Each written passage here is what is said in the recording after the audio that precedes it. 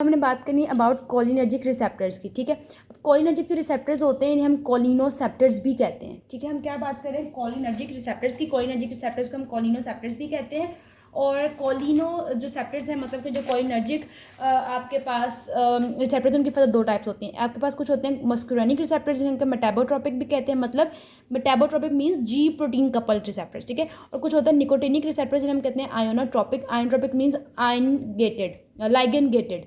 ठीक है, मतलब वोल्टेज गेटेड होते हैं आपके पास है। कोलिनोसेप्टर्स, मुस्कुरेनिक रिसेप्टर्स, निकोटिनिक रिसेप्टर्स मेटाबोट्रोपिक होते हैं। मुस्कुरेनिक और निकोटिनिक कौन से होते हैं? आयोनोट्रोपिक होते हैं। ठीक है, ये मैंने जो हैं वो अपने इजी फॉर्म में नोट्स जो हैं वो बना के रखे हुए हैं, होप आपको इसमें से समझ आ जाएगी। ठीक है, सबसे पहले हम बात करने अबाउट मुस्कुरेनिक रिसेप्टर्स। अब मुस्कुरेनिक रिसेप्टर्स हम इन्हें क्यों कहते हैं? Because they recognize muscarine. ये जो मैंने ऐसे लिखे ना, आप भी अगर इसी तरह नोट्स बना लोगे तो बुक से पढ़ने की फिर ज़रूरत नहीं पड़ेगी, जल्दी याद हो जाता है इस तरह। ठीक है, अब देखो आपके मुस्कुरेनिक रिसेप्टर्स आपके पास सबसे पहले हमने पहला पॉइंट किया कि वो रिकोगनाइज करते हैं मुस्कुरीन को, जिसकी वजह से हम इससे मुस्कुरेनिक रिसेप्टर्स कहते हैं। मुस्कुरीन क्या है आपके पास? जो पॉइजनस मशरूम्स होते हैं ना उसमें प्रेजेंट होती है एक अल्कोलॉइड है ये। ठीक है, मस्कुरीन एक अल्कोलॉइड है जो कि पॉइजनस मशरूम्स में होती हैं। अब आके मस्कुरीन के जो रिसेप्टर्स होते हैं इनकी 5 सब क्लासेस होती हैं मतलब फर्दर, लेकिन हम सिर्फ और सिर्फ 3 जो है उनको फंक्शनली कैटेगराइज करते हैं। कौन कौन सी है वो? M1 मस्कुरीन है ना, तो वहीं से M लिया हमने, M1 M2 M3, ये बात हो गई। अब आपके पास मस्कुरेनिक रिसेप्टर्स कहाँ कहाँ पे होते हैं? ठीक है, obviously muscarinic receptors autonomic effector organs पे हमने आगे वो वीडियो में मैंने आपको बताया था जहाँ पे मैंने बताया था एसिटाइलकोलिन कहाँ कहाँ पे सिक्रीट हो रही है। उसमें हमने देखा था कि जो पैरासिम्पथेटिक थे, पैरासिम्पथेटिक जो पोस्ट गैंग्लियोनिक फाइबर्स थे वो मस्कुरेनिक रिसेप्टर्स पे जाके एंड हो रहे थे। ठीक है, वहीं पे हमने मस्कुरेनिक देखे थे। प्री गैंग्लियोनिक निकोटिनिक थे, पोस्ट गैंग्लियोनिक पे मस्कुरीन थी। ठीक है ना, तो आपके पास वो क्या था? ऑटोनॉमिक सिस्टम था एक हमारे पास। तो ऑटोनॉमिक, और वो कौन सा था? इफेक्टर ऑर्गन था ना। पोस्ट गैंग्लियोनिक न्यूरॉन कहाँ जाती है? इफेक्टर ऑर्गन्स के पास जाती है। तो जो ऑटोनॉमिक के इफेक्टर ऑर्गन्स होंगे तो वहाँ पे आपके पास क्या प्रेजेंट होंगे? Muscarinic receptors. ठीक है, अब ऑटोनॉमिक इफेक्टर ऑर्गन्स कहाँ कहाँ पे हो सकते हैं? कौन कौन से हैं? हम उसमें हार्ट है, ब्रेन है, स्मूथ मसल्स हैं और एक्सोक्राइन ग्लैंड्स हैं। क्या क्या है? Heart, brain, smooth muscles. Smooth muscles हमारी पूरी बॉडी में प्रेजेंट है। ठीक है, मतलब पूरी बॉडी में ही है। फिर ये एक्सोक्राइन ग्लैंड्स। अब हमें ये तो पता ही है, हमने जनरलाइज बता दिया कि हाँ यहाँ प्रेजेंट होंगे, बट पर्टिकुलरली M1 किधर है, M2 कहाँ है, M3 कहाँ है? ठीक है, तो M1 के बारे में पता होगा कि M1 आपके पास गैस्ट्रिक पैराइटल सेल्स में होता है। गैस्ट्रिक पैराइटल सेल्स जो होंगे उसमें M1 होंगे। M1 स्मूथ मसल्स में नहीं है। M2 और M3 स्मूथ मसल्स में होते हैं। M1 सिर्फ और सिर्फ गैस्ट्रिक पैराइटल सेल्स में होता है। ठीक है, अब M2 और M3 के बारे में हमने लिखना हो, सबसे पहले स्मूथ मसल सेल्स तो हम मस्त लिखेंगे।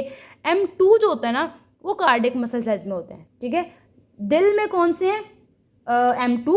फिर आपके पास फर्दर ब्लैडर में, और जो एक्सोक्राइन ग्लैंड्स है ना उनमें क्या होंगे? M3। ठीक है, M1 गैस्ट्रिक पैराइटल सेल्स में, 2 और 3 स्मूथ मसल्स में तो हैं, 2 फर्दर कहाँ पे? कार्डियक सेल्स में। ब्लैडर में कौन से पड़े हुए हैं? M3, और एक्सोक्राइन ग्लैंड्स में भी M3 है। अब आपके पास मस्कुरेनिक रिसेप्टर्स में सिग्नल की ट्रांसडक्शन कैसे होती है? ठीक है, M1 और M3 जो है ना उसमें सेम होती है, और आपके पास जो M2 है ना उसमें किसी और टाइप से होती है। ठीक है, M1 और M3 में कैसे होती है? हमने बात की अभी कि जो आपके पास मस्कुरेनिक रिसेप्टर्स हैं मेटाबोट्रोपिक, मतलब कि ये आपके पास जी प्रोटीन कपल्ड होते हैं। ठीक है, अब आपके पास जब क्या होगा कि M1 और M3 पे जाके मस्कुरेनिक या मस्कुरीन या एसिटाइलकोलिन बाइंड करेगी जब, ठीक है, तो जी प्रोटीन एक्टिवेट तो होगी। अब जी प्रोटीन ने जब एक्टिवेट होना है इसने किस एंजाइम को एक्टिवेट करना है? फोस्फोलाइपेज सी। याद रखना है M1 और M3 पे सबसे पहले फोस्फोलाइपेज सी। फोस्फोलाइपेज सी ने IP3 बनाना है और डैग मतलब डायसाइलग्लिसरॉल बना देना है। ठीक है, हो क्या रहा है अगर मैं आपको बताऊं, समझो ये आपके पास M1 पर आवा है और M3 पर आवा है। ठीक है, व्हेन दे गेट एक्टिवेटेड, इनकी वजह से एक जी प्रोटीन एक्टिवेट हुई।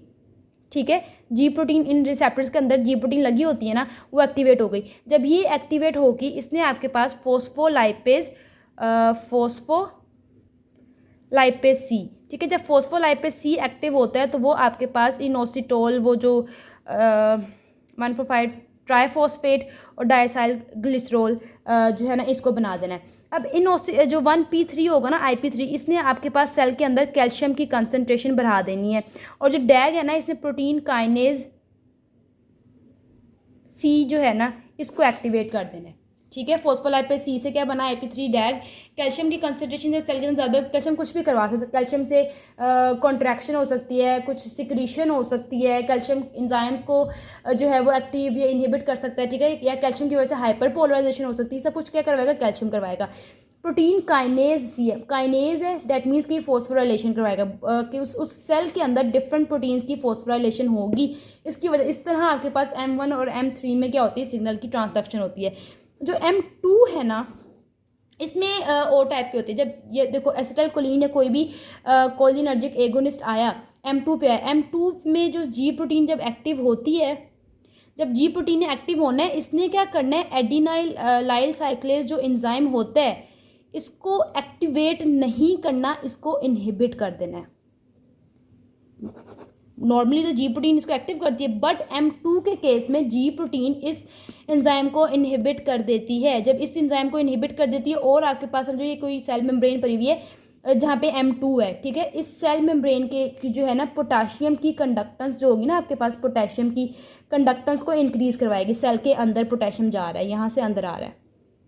जब पोटेशियम की कंडक्टेंस ज़्यादा हो जाती है तो हमें पता है क्या होगा, हाइपर पोलराइजेशन, ठीक है, हाइपर पोलराइजेशन हो जाती है। जब हाइपर पोलराइजेशन हो जाती है तो जाहिर है अगर किसी मसल में ये हो रहा है, जैसे M2 आपके पास कहाँ था, कार्डियक मसल सेल्स पे था। अब कार्डियक मसल्स की हाइपर पोलराइजेशन, वो कॉन्ट्रैक्ट कम करेंगे, ठीक है, फीबली करेंगे, मतलब हार्ट रेट भी कम हो रहा है, फोर्स ऑफ कॉन्ट्रैक्शन भी कम हो रही है। ये देखो M2 पे जी प्रोटीन इनहिबिट करती है एडेनाइल साइक्लेज को, पोटेशियम की कंडक्शन ज़्यादा, जिसकी वजह से हार्ट रेट भी कम हो रहा है, फोर्स ऑफ कॉन्ट्रैक्शन भी कम हो रही है। तो M1 और M3 में किसी और टाइप की सिग्नल ट्रांसडक्शन है, M2 में और टाइप की है, ठीक है। अब हमने बात करनी है मस्कुरेनिक एगोनिस्ट के बारे में। अब मस्कुरेनिक एगोनिस्ट जो कि मस्कुरेनिक रिसेप्टर्स पे जाके जो है वो, मतलब कि मस्कुरेनिक रिसेप्टर्स पे जाके एक्ट कर सकता है, ठीक है। वो कौन सा है, पिलोकार्पिन एक ड्रग है जो कि मस्कुरेनिक एगोनिस्ट। और पिलोकार्पिन हम ये इंपॉर्टेंट हम कम देते हैं, जीरोस्टोमिया को ट्रीट करने के लिए या ग्लोकोमा को, ठीक है। पिलोकार्पिन मस्कुरेनिक एगोनिस्ट है, या तो जीरोस्टोमिया या ग्लोकोमा को ट्रीट करने के लिए हम देते हैं।